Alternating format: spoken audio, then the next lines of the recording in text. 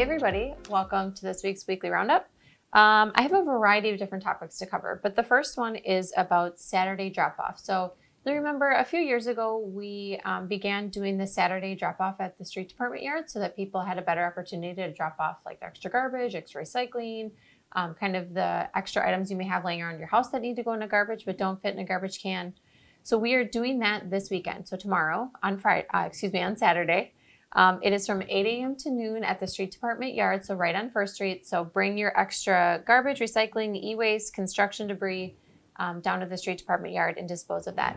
Some things do have a small fee, so just make sure that you are ready to pay in order to dispose of those items. We do these 4 times a year. The last one comes in October, and that'll be October 15th. So if you can't make it tomorrow, mark down October 15th. In the same topic of solid waste, we are getting more and more yard waste into both the recycling and the garbage can. So as a reminder, yard waste goes to the yard waste site.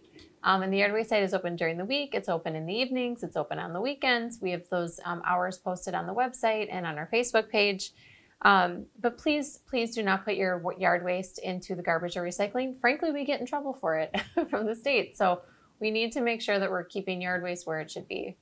In addition to that, please do your best to not overfill the carts. So just as the city has worked to become more efficient, we've moved to predominantly an automated truck system where the automated trucks fit. Some areas of the city, we still have to use a rear loader just for fitting in those more condensed areas.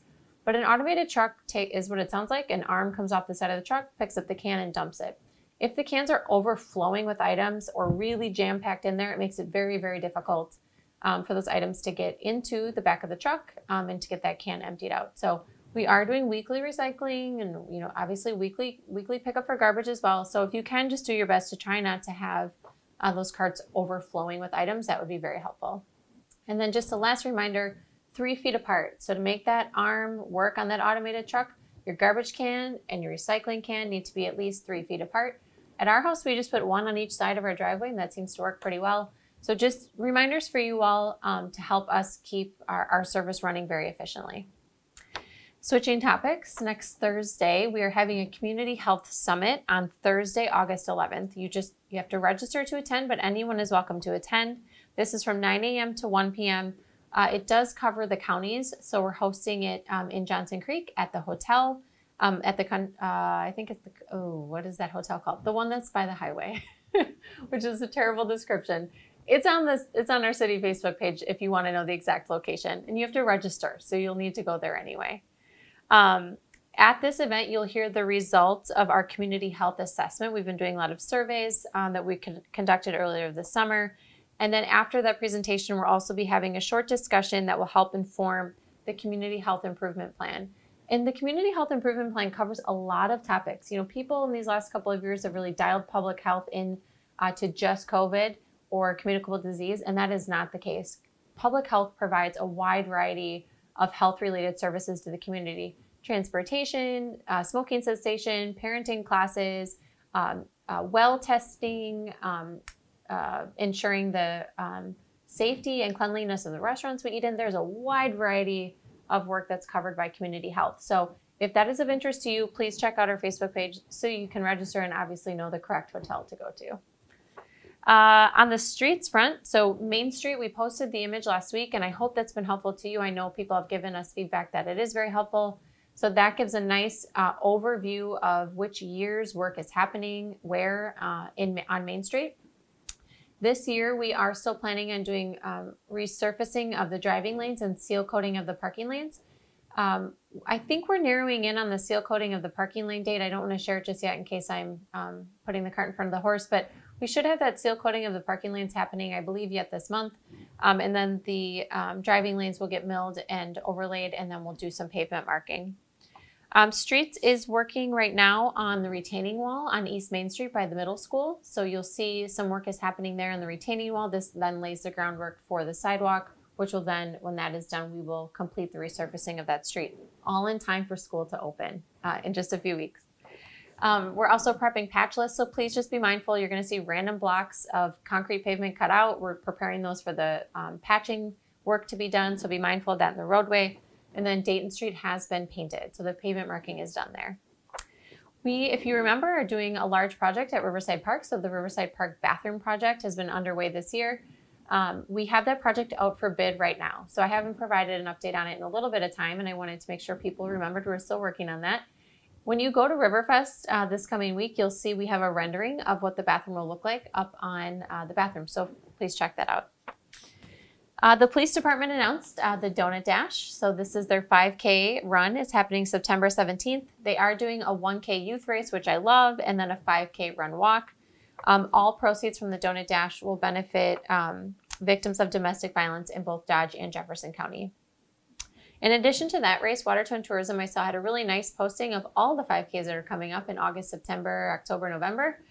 So they have posting an advertisement for the Riverfest run, which will happen just next week. The Heroes for Heroes, which I think is in September. Obviously the Donut Dash, and then the Run Turkey Run in November. On the library front, I wanted to highlight an event that they're doing for adults, and that is the Cinema Club. And that's on August 8th at 6 p.m. They'll be watching a movie and then having discussion about that after. And then the farmers market started yesterday. So the Garden Tales Farmers Market is Thursdays now through October 20th from 3 to 6 in the First Street parking lot right here by City Hall. Elections. So the election is next Tuesday. So I want to give you some good reminders here. So in-person absentee voting ends today. So the voting that you can do early in person at City Hall ends today at 4:30. You will need a photo ID to vote next week in the partisan primary. So again, I shared last week, this election is a little bit different than what kind of the traditional elections that people are used to voting in. This is an election that happens at this time of year where you are voting for a partisan in the partisan primary. So if you're looking for more information on what's going to be on the ballot, which I would encourage you to do this, go to myvote.wisconsin.gov and it'll give you all the information about what will be on the ballot. If you're unsure where your polling location is, the city has a really nice tool in our GIS called Where Do I Vote? You can find that in a couple different ways on the city website. And if you are needing to register, you can register today yet in the clerk's office, but after today, you have to wait until Election Day. There's no registration of voters that happens on Monday. And then I just wanted to draw attention to the library polling location. So part of Water Street is closed. So on Election Day with the construction there is going to be special parking designated on Main Street for voting. And then there's obviously also parking in the back of the library. The community room, which is that large room right at the front of the library that faces Main Street, is where voting will happen. So just for awareness in case that's your polling location. On the recreation front, we're still advertising. Gentle Yoga started today. So that's a class that's happening every Friday from 9 to 10 in the morning. And then we're doing fall traditional sport registration and also the registration for soccer, and then a lot of variety of dance classes. That's all that I have on the list for this week. So I mentioned it earlier, Riverfest starts next week. So thank you to everyone who's been organizing Riverfest this year and to all of our city team members that do a lot of work to make sure Riverfest can happen and run successfully. That starts on Thursday. There's a ton of information all over the community on what's happening there on Thursday, Friday, Saturday, and Sunday. This weekend is supposed to be a little bit of a mixed bag of weather. So the Aquatic Center will be open on Saturday. The weather should be fairly good. Sunday, it looks like it may rain. But then you can always do something like the library, which is open, I think, from 12 to 4 on Sunday. So a lot to do this weekend. Have a good weekend, everybody. We'll see you back next week.